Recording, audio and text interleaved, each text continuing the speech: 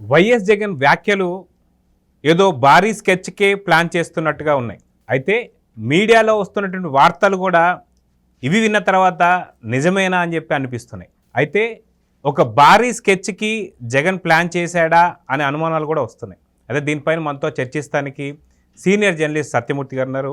వారిని అడిగి తెలుసుకుందాం. సార్ నమస్తే. నమస్కారం అండి. సార్, ప్రముఖంగా ఈ మధ్య మీడియాలో చూసుకుంటే ఒక కథనాలు వస్తూ ఉన్నాయి. ఏంటి అంటే దాదాపు 100 కోట్లు పెట్టి ఒక భారీ స్కెచ్కి జగన్ దిగబోతున్నాడు అని చెప్పి. అయితే ఆ యొక్క వార్తలను కూడా నిజం చేస్తూ జగన్ ఈ మధ్య కాలంలో ఎక్కడ ప్రసంగించినా సరే టీడీపీ వాళ్ళు మా మీద దాడులు చేస్తున్నారు, కానీ మా వాళ్ళు రెచ్చిపోతే మటుకు మళ్ళీ అది మాకు సంబంధం లేదు అంటూ ఏదో రెచ్చగొట్టే వ్యాఖ్యలు అయితే చేస్తూ వస్తున్నారు. అయితే ఖచ్చితంగా భారీ స్కెచ్ ఏదో పన్నాడంటే ఏం చెప్తారు? జగన్మోహన్ రెడ్డి అధికారం కోల్పోయిన తర్వాత కొంత మతి భ్రమించిన మాట వాస్తవం. అతను అంటే అధికారంలో ఉన్నప్పుడు కరెక్ట్గా ఉన్నాడా అని మీరు క్వశ్చన్ అడగమాకండి, ఎందుకంటే అప్పుడు కరెక్ట్గా లేడు. ఇతనికి ఏంటి అంటే అధికారం పోయిన తర్వాత ఒక రకమైన అభద్రతా భావం ఏర్పడ్డది. జగన్మోహన్ రెడ్డి అధికారంలో ఉన్నంతకాలం మొత్తం పోలీసు వ్యవస్థ మొత్తాన్ని దుర్వినియోగం చేసి మొత్తం తెలుగుదేశం పార్టీ కార్యకర్తలనే కాకుండా జనసేన బీజేపీ యాక్టివిస్టులనే కాకుండా సాధారణ ప్రజానీకాన్ని కూడా ఇబ్బందులు పెడుతూ వచ్చాడు. ఇప్పుడు ఏమైంది అంటే ప్రజలందరూ కూడా జగన్మోహన్ రెడ్డి అరాచకాల మీద తిరుగుబాటు చేసి స్వాతంత్రం సంపాదించుకున్నారు. ఇప్పుడు అందుకనే జగన్మోహన్ రెడ్డి ఎంత రెచ్చగొట్టే వ్యాఖ్యలు చేస్తున్నా జగన్మోహన్ రెడ్డి ఏం చెప్తాడు? నేను పలావ్ పెట్టాను, చంద్రబాబు నాయుడు బిర్యానీ పెడతానన్నాడు, అందుకని నమ్మి ఓట్లేశారు, ఇప్పుడు పలావ్ పోయింది బిర్యానీ పోయింది. ఏం పోయింది? ఎక్కడికి పోయింది? నువ్వు పలావ్ పెడతానన్నావు, పెట్టావా? ఎవరికి పెట్టావు? ఎవరికి పెట్టావు? నలుగురు రెడ్లకి పెట్టావు. ఇది ప్రజలందరికీ అర్థమైంది. పెన్షన్ని పెంచటానికి 1000 రూపాయలు పెన్షన్ని పెంచటానికి 5 సంవత్సరాల సుదీర్ఘకాలం తీసుకున్నాడు జగన్మోహన్ రెడ్డి. అదే 1000 రూపాయలు పెన్షన్ పెంచడానికి చంద్రబాబు నాయుడికి 14 రోజుల్లో డెసిషన్ తీసుకొని పెట్టేసి డిస్ట్రిబ్యూట్ చేసేసాడు 1వ తారీఖు.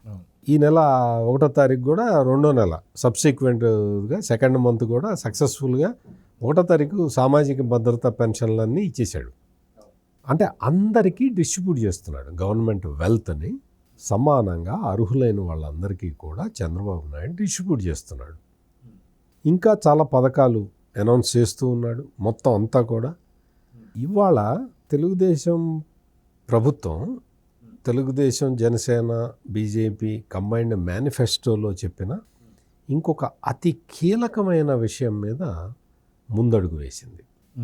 అదేంటి అంటే రాష్ట్రంలోని అన్ని దేవాలయాలకి ధూపదీప నైవేద్యాల కోసం 10,000 రూపాయలు నెలకి ఇవ్వాలని తెలుగుదేశం కూటమి ప్రభుత్వం నిర్ణయం తీసుకుంది. ఎలక్షన్ మేనిఫెస్టోలో చెప్పిన విషయాన్ని ఇంత తూచా తప్పకుండా అమలు చేస్తున్న తెలుగుదేశం కూటమి ప్రభుత్వాన్ని ప్రజలందరూ కూడా హర్షిస్తున్నారు. అంతకుముందు 2014 నుంచి 2019 వరకు ధూపదీప నైవేద్యాల కోసం చంద్రబాబు నాయుడు ప్రతి దేవాలయానికి 5,000 రూపాయలు ఇచ్చేవాడు. 5,000 రూపాయలు ఇస్తే 5,000 రూపాయలు సరిపోయేవి అప్పుడున్న దీని ప్రకారం. ఆ తర్వాత జగన్మోహన్ రెడ్డి వచ్చి ధూపదీప నైవేద్యాలకు ఇచ్చే 5,000 రూపాయలను ఆపేశాడు, ఇవ్వలేదు. ఈ రోజున మళ్ళీ చంద్రబాబు నాయుడు వచ్చి ధూపదీప నైవేద్యాలని 10,000 రూపాయలకి పెంచాడు. అంటే మనం గ్రామాల్లో మనం చూస్తూ ఉంటాం, చాలా దేవాలయాలు ఉంటాయి. మన సంస్కృతే దేవాలయాల మీద ఆధారపడి ఉంటుంది. అటువంటి దేవాలయాలని పాడుబెట్టిన ఘనుడు జగన్మోహన్ రెడ్డి. వాటిని మళ్ళీ బూజులు దులిపి అందులో ధూపదీప నైవేద్యాల కోసం అని చెప్పి డబ్బులు ఇస్తున్న వ్యక్తి చంద్రబాబు నాయుడు.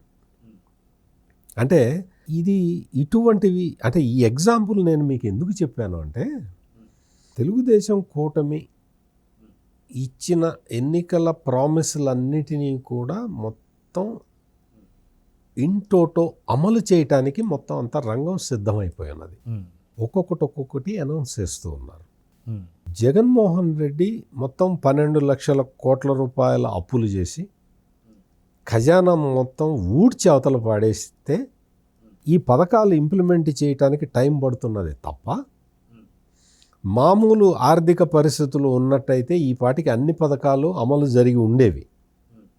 జగన్మోహన్ రెడ్డి ఏం చేశాడు అంటే మొత్తం కాంట్రాక్టర్లకి బిల్స్ కూడా చెల్లించకుండా అన్నీ పెండింగ్లో పెట్టేసి, తనకి ఎవరైతే కమిషన్లు ఇస్తారో వాళ్ళ బిల్లులు మాత్రమే క్లియర్ చేసినవాడు. అంటే ఇప్పుడు ఆ పెండింగ్ బిల్స్ అన్నీ కూడా క్లియర్ చేయాల్సిన బాధ్యత చంద్రబాబు నాయుడు మీద పడ్డది. అయినా సరే ఆయన ఎక్కడా కూడా ఇచ్చిన ప్రామిసుల్ని వెనక్కి తగ్గే అవకాశం కనపట్టలేదు. ఆయన అన్నీ వాటిని ఇంప్లిమెంట్ చేస్తూ ఉన్నాడు. రాష్ట్రాన్ని పారిశ్రామికంగా ముందుకు తీసుకెళ్తూ ఉన్నాడు. అన్ని రంగాల్లో రాష్ట్రాన్ని ముందరికి ఎట్లా తీసుకెళ్ళాలి అనే ప్లాన్ వేస్తూ ఉన్నాడు. అమరావతిలో అయితే జంగిల్ క్లియరెన్స్ జగన్మోహన్ రెడ్డి మొలిపించిన తుమ్మ చెట్లన్నింటినీ కూడా తీసేయించి, ప్లస్ ఐకానిక్ బ్రిడ్జెస్ వాటికి కూడా స్టార్ట్ అయిపోయింది. ప్లస్ కేంద్రం ప్రకటించిన 15,000 కోట్ల రూపాయల ఆర్థిక సహాయం కూడా వచ్చేస్తూ ఉన్నది. దాని మీద జగన్మోహన్ రెడ్డి అవాకులు చవాకులు పేలుతూ ఉన్నాడు. తన మనుషులతోటి చెప్పిస్తూ ఉన్నాడు. తన సోషల్ మీడియాలో ప్రచారం చేస్తూ ఉన్నాడు. అప్పు తీసుకురావడం కూడా గొప్ప విషయమేనా అని. నీ ముఖానికి ఎవడో అప్పు కూడా ఇవ్వలేదు కదా. అది అసలైన అప్పు కాదు. కేంద్ర ప్రభుత్వం వివిధ ఆర్థిక సంస్థల నుంచి వాళ్ళ టర్మ్స్ అండ్ కండిషన్స్ కేంద్ర ప్రభుత్వం నిధులు సమీకరించి ఆంధ్రప్రదేశ్కి ఇస్తుంది. ఆ నిధులు ఎట్లా సమీకరిస్తుంది? ఇప్పుడు నాకు మీరు ఒక ₹1,00,000 ఇస్తా అన్నారు అనుకోండి. మీరు అప్పు తెచ్చి ఇచ్చారా, ఇల్లు అమ్మి ఇచ్చారా, బంగారం తాకట్టు పెట్టి ఇచ్చారా? నాకెందుకు? నాకు ₹1,00,000 ఇస్తా అన్నారు, ఇచ్చారు. ఆ ₹1,00,000తోటి నేనేదో బిజినెస్ చేసుకుంటాను, ఏదో ఒకటి చేసుకుంటాను. మీరు మళ్ళీ నేను ఇది ఉంచుకోండి, 1,00,000 ఉంచుకోండి, నేను మళ్ళీ మిమ్మల్ని అడగనులే అన్నారు. మీరు ఎక్కడి నుంచి తెస్తే నాకెందుకు? ఇది కదా సింపుల్ లాజిక్. కేంద్ర ప్రభుత్వం అమరావతి అభివృద్ధికి 15,000 కోట్లు ఇస్తానని చెప్పింది. వాళ్ళు అప్పు తీసుకొస్తారా, ఓన్ ఫండ్స్ నుంచి ఇస్తారా, మనకు అవసరం లేదు. అంటే వీటన్నిటి మీద దుష్ప్రచారాలు చేసి ప్రజలని రెచ్చగొట్టి మళ్ళీ అధికారంలోకి రావటం ఎలా అనే స్కెచ్ వేస్తున్నాడు జగన్మోహన్ రెడ్డి. జగన్మోహన్ రెడ్డి దురదృష్టం ఏంటి అంటే ప్రజలకి అన్ని విషయాలు అర్థమైపోయి ఎవరు రియాక్ట్ కావట్లా. జగన్మోహన్ రెడ్డి చెప్తున్న మాటలు కానీ చేస్తున్న పనులు కానీ ఇవన్నీ చూసి వాళ్ళందరూ ఏంటి ఇతను ఎట్లా మాట్లాడుతున్నాడు, అసలు ఇతనికి ఏమైంది, ఏదన్నా కొంచెం మానసికంగా ఏదైనా ప్రాబ్లంలో ఉన్నాడా అని ఆలోచిస్తున్నారు రాష్ట్ర ప్రజలందరూ.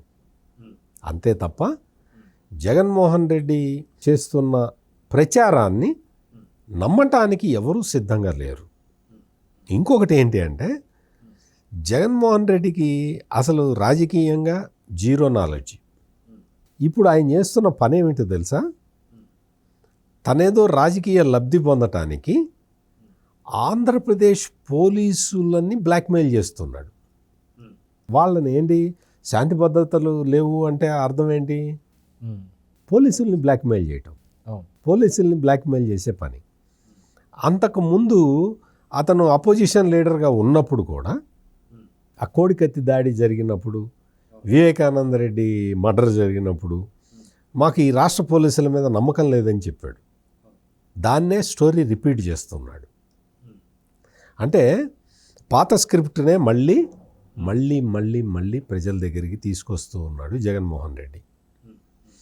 ఈ వైసీపీ సోషల్ మీడియాలో విపరీతమైన ట్రోలింగ్లు చేస్తున్నారు దారుణంగా. అంటే చంద్రబాబు నాయుడు వ్యక్తిత్వాన్ని కించపరిచే విధంగా దారుణమైన ట్రోలింగ్స్ చేస్తూ ఉన్నారు. ఇవన్నీ కూడా రాష్ట్ర పోలీసులు గమనిస్తున్నారు, రాష్ట్ర ప్రభుత్వం గమనిస్తూ ఉన్నది, తెలుగుదేశం పార్టీ గమనిస్తూ ఉన్నది. కానీ ఏంటి అంటే ఎక్కడా కూడా ఎవరు రియాక్ట్ కావట్లేదు. ఎందుకు కావట్లేదు అంటే ఇవన్నీ కూడా కవ్వింపు చర్యలు. జగన్మోహన్ రెడ్డి కవ్వింపు చర్యలు అంటే కవ్వించి ప్రజల్ని రెచ్చగొట్టి 2 వర్గాల మధ్య, 2 కులాల మధ్య, 2 మతాల మధ్య, 2 ప్రాంతాల మధ్య తగాదా పెట్టి ఎట్లా లబ్ధి పొందాలా రాజకీయంగా అని జగన్మోహన్ రెడ్డి వేస్తున్న ప్లాన్లో, పెద్ద మాస్టర్ ప్లాన్లో భాగాలు ఇవన్నీ కూడా. అందుకని ముందుగా శాంతి భద్రతల అంశాన్ని పైకి తీసుకొస్తున్నాడు.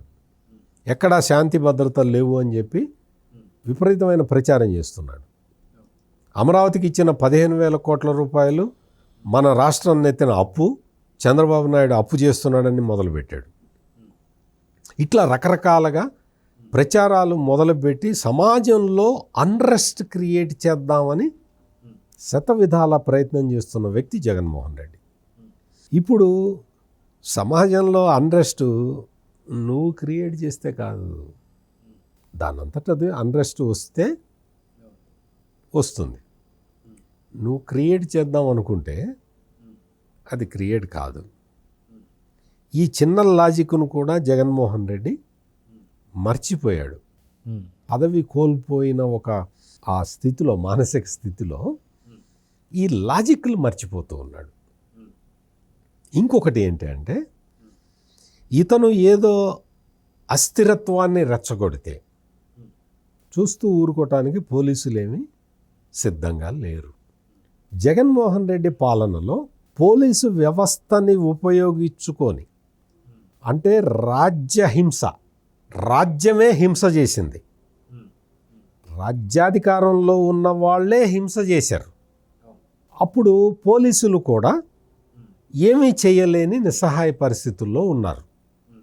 అంటే జగన్మోహన్ రెడ్డి, సజ్జల రామకృష్ణారెడ్డి కూర్చొని ఎవరి మీద ఎఫ్ఐఆర్ పెట్టాలో, ఎవరి మీద ఎఫ్ఐఆర్ పెట్టకూడదో, ఎవరిని అరెస్ట్ చేయాలో, ఎవరిని అరెస్ట్ చేయకూడదో చెబుతూ ఉంటే పోలీసు వ్యవస్థ నిస్తేజం అయిపోయి, నిర్ఘాంతపోయి చూస్తూ ఊరుకున్నది.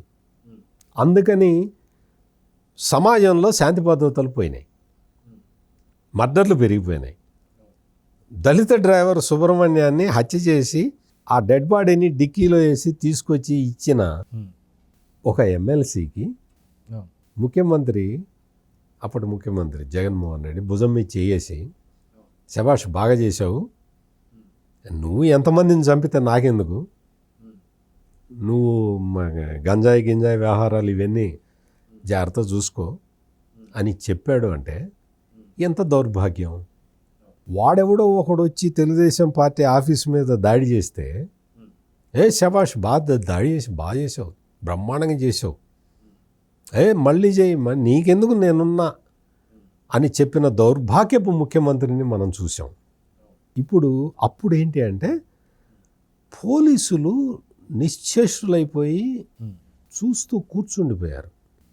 ఈ రోజున చంద్రబాబు నాయుడు పోలీసులకి పూర్తి స్వేచ్ఛనిచ్చాడు. మీరు చూడండి, అపాయింట్మెంట్లలో కూడా ఎక్కడ రాజకీయ జోక్యం లేదు. డీజీపీ స్వేచ్ఛగా నిర్ణయాలు తీసుకుంటున్నాడు, ఎవరిని ఎక్కడ వేయాలి ఏంటి. ఎస్పీలని మార్చారు, డిఎస్పీలని మార్చారు, సిఐల్ని ఎస్ఐల్ని మార్చారు. ఇప్పుడు మొత్తం డిపార్ట్మెంట్ మొత్తం కూడా ప్రక్షాళన, కింద నుంచి పైదాకా ప్రక్షాళన జరిగింది. ఎవరి అర్హతలను బట్టి వాళ్ళకి పోస్టింగులు వస్తూ ఉన్నాయి. ఇదివరకు డీజీపీ ఉత్సవ విగ్రహం కసిరెడ్డి రాజేంద్రనాథ్ రెడ్డి పేరుకు మాత్రమే ఆ సీట్లో కూర్చునేవాడు. హోంమంత్రి, 2 హోంమంత్రులు మారారు. ఏ హోంమంత్రి అయినా సరే ఒక పప్పెట్ లాగా ఉండేవాళ్ళు. సజ్జల రామకృష్ణారెడ్డి మొత్తం తతంగాన్ని నడిపేవాడు. ఇప్పుడు అటువంటి పరిస్థితి లేదు రాష్ట్రంలో. అందుకని జగన్మోహన్ రెడ్డి ఏదైనా కుట్ర ప్లాన్ చేసి భారీ ఎత్తున 100 కోట్లు కాదు 1000 కోట్లు ఖర్చు పెట్టి కల్లోలం రేపుదామని ప్రయత్నం చేసినా కానీ ఇక్కడ సమర్థంగా పోలీసు శాఖ పని చేస్తున్నది కాబట్టి జగన్మోహన్ రెడ్డి ఆటలు సాగే అవకాశమే లేదు. ఇతను రెచ్చగొడితే రెచ్చిపోయే ఈ ఈ గంజాయి బ్యాచ్ని కంట్రోల్ చేయటం పోలీసులకి 1 నిమిషం పని. ఇప్పుడు మనం వినుకొండలో చూసాం కదా, వినుకొండలో వైసీపీకి చెందిన ఒక రౌడీ షీటర్ ఇంకో రౌడీ షీటర్ని చంపితే మామూలుగా అయితే ఏంటి, చంపిన వాడిని తీసుకొచ్చి వాడికి మున్సిపల్ చైర్మన్, ఒక మున్సిపల్ ఇదో లేకపోతే వీలైతే మంత్రో ఎమ్మెల్సీనో రాజ్యసభకో పంపించి కూర్చోబెట్టేవాడు జగన్మోహన్ రెడ్డి. చంద్రబాబు నాయుడు ఏం చేశాడు, వాడు ఏ పార్టీ వాడా, వైసీపీ వాడైతే కావచ్చు, చచ్చిపోయినవాడు వైసీపీనే, చంపినవాడు వైసీపీనే, అయితే మనకేంటయా వాడిని అయితే తీసి అరెస్ట్ చేయండి అన్నారు, వాడిని అరెస్ట్ చేశారు. అంటే రాష్ట్రంలో తేడా ఇది. జగన్మోహన్ రెడ్డి సమయంలో జరిగింది రాజ్యహింస, చంద్రబాబు నాయుడు సమయంలో ఈ లంపెన్ ఎలిమెంట్స్ చేస్తున్న ఈ హింసని రాజ్యం కంట్రోల్ చేస్తుంది. ఇది తేడా. అందుకని జగన్మోహన్ రెడ్డి ఎంత రెచ్చగొట్టినా రెచ్చగొట్టడానికి రెచ్చిపోవటానికి ప్రజలు సిద్ధంగా లేరు. జగన్మోహన్ రెడ్డి మాటలు విని ఈ గంజాయి బ్యాచ్ విచ్చలవిడిగా ప్రవర్తిస్తే చూస్తూ ఊరుకోవడానికి పోలీసులు సిద్ధంగా లేరు. జగన్మోహన్ రెడ్డి వచ్చి చెప్పి వెళ్తాడు, ఆ తర్వాత పేరుని నాని అంబటి రాంబాబు వచ్చి శాంతి భద్రతలు లేవు, శాంతి భద్రతలు లేవు అని భయంకరంగా మొరుగుతూ ఉంటారు. ఏమైంది, 36 మందిని చంపారన్నావు కదా, పేర్లు ఇవ్వమంటే ఇచ్చావా? ఎవరినన్నా చంపితే కదా. అంటే ఇటువంటి అబద్ధాలు ప్రచారం చేసుకుంటూ ఈ వైసీపీ బ్యాచ్లు అన్రెస్ట్ క్రియేట్ చేయడానికి ప్రయత్నం చేస్తున్నా కానీ అది సాధ్యం కాదు. సో చూద్దాం సార్, మొత్తానికి ఇవేవైతే జగన్ మాట్లాడుతున్న వాటికి ప్రజలు కూడా వినేటువంటి పరిస్థితి స్పందన లేదు, అసలు ఎవరు స్పందించట్లేదు, ఏదో పిచ్చోడు మాట్లాడుకుంటున్నాడు అన్నట్టే ఉన్నారు తప్ప ఎక్కడ స్పందన లేదు. సో మొత్తానికి తను ఎంత రెచ్చగొట్టినా సరే రెచ్చిపోయే పరిస్థితి లేదు. కానీ ఒకవేళ ఎవరైనా రెచ్చిపోయినా సరే పోలీసులు మాత్రం ఇప్పుడు ఊరుకునే పరిస్థితి లేదు. చూద్దాం ఏం జరుగుతుంది. నమస్తే. నమస్కారం అండి.